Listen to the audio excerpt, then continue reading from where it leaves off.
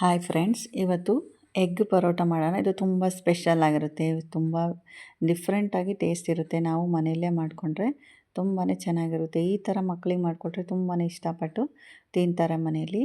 ಇದು ಎಗ್ಗನ್ನು ಯೂಸ್ ಮಾಡಿ ರೆಡಿಮೇಡ್ ಪರೋಟಾನ ಮಾಡ್ತಾಯಿದ್ದೀನಿ. ಆದರೆ ನೀವು ಚಪಾತಿ ಮೇಲೆ ಕೂಡ ಈ ರೀತಿ ಮಾಡಿದರೆ ಚೆನ್ನಾಗೂ ಇರುತ್ತೆ. ಚಪಾತಿನ ಸ್ವಲ್ಪ ದಪ್ಪವಾಗಿ ಮಾಡಿಕೊಂಡು ಈ ಪರೋಟ ಟೈಪು ಈ ಥರ ಡಿಶನ್ನು ನೀವು ಮನೆಯಲ್ಲಿ ಮಾಡ್ಬೋದು. ನೋಡಿ, ನಾನು ಚಿಕ್ಕದಾಗಿ ಹಸಿಮೆಣ್ಸಿಕಾಯಿ ಹೆಚ್ಕೊತಾ ಇದ್ದೀನಿ. ನೀವು ಮಕ್ಕಳಿಗೆ ಅಂತಲೇ ಮಾಡ್ತೀರಾ ಅಂದರೆ ನೀವು ಹಸಿಮೆಣ್ಸಿಕಾಯಿನ ಸ್ಕಿಪ್ ಮಾಡ್ಕೊಬೋದು. ಖಾರ ಯೂಸ್ ಮಾಡ್ದಲೇ ನೀವು ಮಕ್ಕಳಿಗೆ ಇದನ್ನು ಮಾಡಿಕೊಡ್ಬೋದು. ನಾನು ಇದನ್ನು ಒಂದು ಪರೋಟಾಗೆ ಫಸ್ಟು ಎಲ್ಲ ಕಟ್ ಮಾಡ್ಕೊಳ್ತಾ ಇದ್ದೀನಿ. ಒಂದು ಪರೋಟಾಗೆ 2 ಎಗ್ಗನ್ನ ಯೂಸ್ ಮಾಡ್ತಾ ಇದ್ದೀನಿ. ನೀವು 1 ಎಗ್ ಕೂಡ ಯೂಸ್ ಮಾಡ್ಬೋದು, ಬಟ್ 2 ಎಗ್ ಯೂಸ್ ಮಾಡೋದ್ರಿಂದ ಟೇಸ್ಟು ಚೆನ್ನಾಗಿ ಬರುತ್ತೆ. ನೋಡಿ, ಹಸಿಮೆಣ್ಸಿಕಾಯನ್ನ ಈ ರೀತಿ ಚಿಕ್ಕದಾಗಿ ಕಟ್ ಮಾಡ್ಕೊತಾ ಇದ್ದೀನಿ. ಹಾಗೆ ಟೊಮೊಟೊ ಕೂಡ ಎಲ್ಲದನ್ನು ನಾವು ತುಂಬ ಸಣ್ಣದಾಗಿ ಕಟ್ ಮಾಡ್ಕೊಬೇಕು. ಯಾಕಂದರೆ ಅದು ಬಾಯಲ್ಲಿ ತುಂಬ ದಪ್ಪವಾಗಿ ಸಿಕ್ಕರೆ ಚೆನ್ನಾಗಿರಲ್ಲ ತಿನ್ನುವಾಗ. ಹಾಗಾಗಿ ತುಂಬ ಸಣ್ಣಗೆ ಅದನ್ನು ಕಟ್ ಮಾಡ್ಕೊತಾ ಇದ್ದೀನಿ.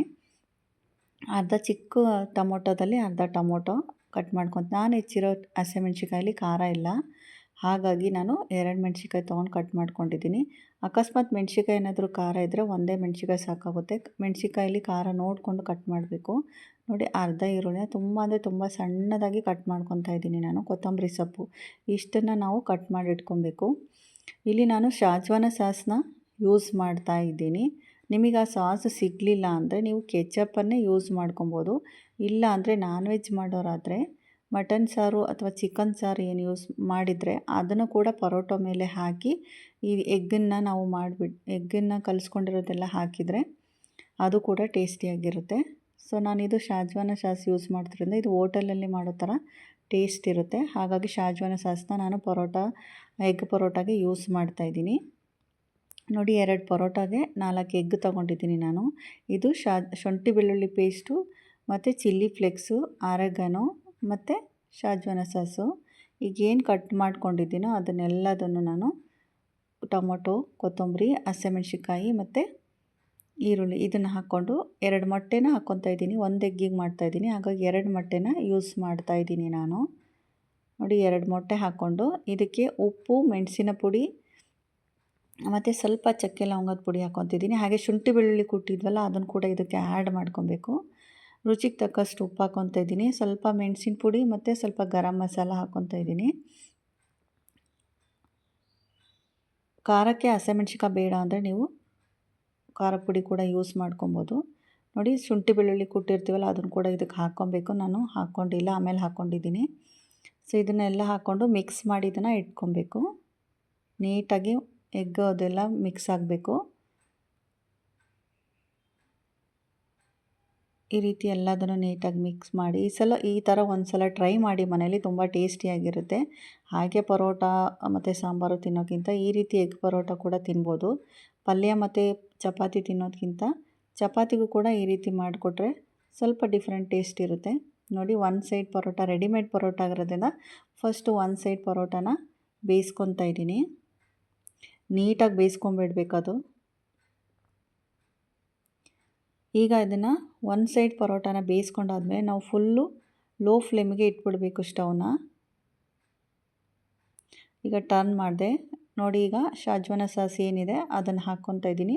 ಶಾಜ್ವಾನ ಸಾಸ್ ತುಂಬಾ ಪಿಜ್ಜಾ ಟೇಸ್ಟ್ ಕೊಡುತ್ತೆ, ಹಾಗಾಗಿ ಅದನ್ನು ಯೂಸ್ ಮಾಡ್ತಾಯಿದ್ದೀನಿ ನಾನು. ನಿಮಗೆ ಸಿಗಲಿಲ್ಲ ಅಂದರೆ ನೀವು ಕೆಚಪ್ಪು ಕೂಡ ಯೂಸ್ ಮಾಡ್ಕೊಬೋದು. ಇಲ್ಲ ಅಂದರೆ ಮಟನ್ ಸಾಂಬಾರು ಅಥವಾ ಚಿಕನ್ ಗ್ರೇವಿ ಇರುತ್ತಲ್ಲ ಅದನ್ನು ಕೂಡ ಹಾಕ್ಕೊಂಡು ಈ ಪರೋಟ ಮಾಡ್ಕೊಬೋದು, ಚೆನ್ನಾಗಿರುತ್ತೆ ಅದು ಕೂಡ. ನೋಡಿ, ಈಗ ಎಗ್ಗಿಂದು ರೆಡಿ ಮಾಡ್ಕೊಂಡಿದ್ವಲ್ಲ ಅದನ್ನು ಶಾಜ್ವಾನ ಸಾಸನ್ನ ನೀಟಾಗಿ ಸ್ಪ್ರೆಡ್ ಆದಮೇಲೆ ಇದನ್ನು ಹಾಕಿ ನೀಟಾಗಿ ಈ ರೀತಿ ಮಾಡಿಕೊಂಡು ಇದನ್ನು ಲೋ ಫ್ಲೇಮಲ್ಲೇ ಬೇಯಿಸ್ಕೊಬೇಕು. ಯಾಕಂದರೆ ಅದು ಎಗ್ ಹಾಕಿದ್ದೀವಲ್ಲ ಅದು ನಿಧಾನಕ್ಕೆ ಬೇಯಬೇಕು. ಸ್ವಲ್ಪ ಬೆಂದ ಮೇಲೆ ಟರ್ನ್ ಮಾಡಬೇಕಾಗುತ್ತೆ. ಇದ್ರ ಮೇಲೆ ಆರೆಗಾನೋ ಹಾಕ್ಕೊತಾ ಇದ್ದೀನಿ. ಹಾಗೆ ಚಿಲ್ಲಿ ಫ್ಲೇಕ್ಸ್ ಹಾಕ್ಕೊತಿದ್ದೀನಿ. ಇದೆಲ್ಲ ಆಪ್ಷನಲ್ಲು, ಬೇಕು ಅಂದರೆ ಹಾಕ್ಕೊಬೋದು, ಇಲ್ಲ ಅಂದರೆ ಪರವಾಗಿಲ್ಲ. ಮನೇಲಿದ್ದರೆ ಹಾಕ್ಕೊಬೋದು. ಆರೆಗಾನೋ ಮತ್ತು ಶಾಜ್ವಾನ ಸಾಸ್ ಯೂಸ್ ಮಾಡೋದ್ರಿಂದ ನಮಗೆ ಪಿಜ್ಜಾ ಟೇಸ್ಟ್ ಕೊಡುತ್ತೆ. ಸೊ ಹಾಗಾಗಿ ಅದನ್ನು ಯೂಸ್ ಮಾಡ್ತಾಯಿದ್ದೀನಿ ನಾನು. ಇಲ್ಲ ಅಂದರೂ ಪರವಾಗಿಲ್ಲ, ಹಾಗೆ ಮಾಡಿಕೊಡ್ಬೋದು ಮಕ್ಕಳಿಗೆ. ಯಾವಾಗಲೂ ಒಂದೇ ಥರ ಅಡುಗೆ ಮಾಡೋಕ್ಕಿಂತ ಸ್ವಲ್ಪ ಡಿಫ್ರೆಂಟಾಗಿ ಅಡುಗೆ ಮಾಡಿಕೊಟ್ರೆ ಮಕ್ಕಳಿಗೂ ಇಷ್ಟ ಆಗುತ್ತೆ. ಮನೇಲಿರೋಗೂ ಕೂಡ ಏನೋ ಒಂಥರ ಡಿಫ್ರೆಂಟ್ ಟೇಸ್ಟ್ ಅನ್ನಿಸ್ತಾ ಇರುತ್ತೆ. ಸೊ ಟ್ರೈ ಮಾಡಿ ಮನೇಲಿ ಒಂದು ಸಲ. ನೋಡಿ ಲೋ ಫ್ಲೇಮಲ್ಲಿ ನಿಧಾನಕ್ಕೆ ಸ್ವಲ್ಪ ಬೆಂದಾದಮೇಲೆ ಅದನ್ನು ಟರ್ನ್ ಮಾಡಬೇಕು. ಯಾಕಂದರೆ ಟರ್ನ್ ಮಾಡಿ ಪ್ರೆಸ್ ಮಾಡಬೇಕು, ಯಾಕಂದರೆ ಒಳಗಡೆ ಎಲ್ಲ ಅದು ಬೇಯಬೇಕು ಎಗ್ಗು. ಸ್ವಲ್ಪ ನಿಧಾನಕ್ಕೆ ಪ್ರೆಸ್ ಮಾಡಿದರೆ ನಮಗೆ ಸ್ಪೆಷಲ್ ಎಗ್ ಪರೋಟ ರೆಡಿ ಆಯಿತು. ಇದ್ರ ಮೇಲೆ ಕೆಚಪ್ ಹಾಕಿದ್ದೀನಿ. ಕೆಚಪ್ ಹಾಕ್ಕೊಟ್ರೆ ಚೆನ್ನಾಗಿರುತ್ತೆ. ಸೊ ಹಾಗಾಗಿ ಕೆಚಪ್ ಹಾಕ್ಕೊಂಡಿದ್ದೀನಿ. ಒಂದು ಸಲ ಟ್ರೈ ಮಾಡಿ, ಡಿಫ್ರೆಂಟ್ ಆಗಿರುತ್ತೆ, ಟೇಸ್ಟ್ ಕೂಡ ಚೆನ್ನಾಗಿರುತ್ತೆ. ಮಕ್ಕಳಿಗಂತೂ, ಈಗಿನ ಮಕ್ಕಳಿಗಂತೂ ತುಂಬಾ ಇಷ್ಟ ಆಗುತ್ತೆ. ಯಾಕಂದರೆ ಅವರು ಹೋಟೆಲಲ್ಲಿರೋದನ್ನು ತಿಂದು ತಿಂದು ಅಭ್ಯಾಸ ಮಾಡ್ಕೊಂಡಿರ್ತಾರೆ. ನಾರ್ಮಲಾಗಿ ಮನೇಲಿ ಮಾಡೋ ಅಡುಗೆಗಿಂತ ಈ ರೀತಿ ಅವರಿಗೆ ಡಿಫ್ರೆಂಟಾಗಿ ಏನಾದರೂ ಮಾಡಿಕೊಟ್ರೆ ಮನೆಯಲ್ಲೇ ಮಾಡಿಕೊಟ್ರೆ ತಿಂತಾರೆ. ಮತ್ತು ಹೆಲ್ತಿ ಕೂಡ ಚೆನ್ನಾಗಿರುತ್ತೆ. ಒಂದು ಸಲ ಟ್ರೈ ಮಾಡಿ. Thank you.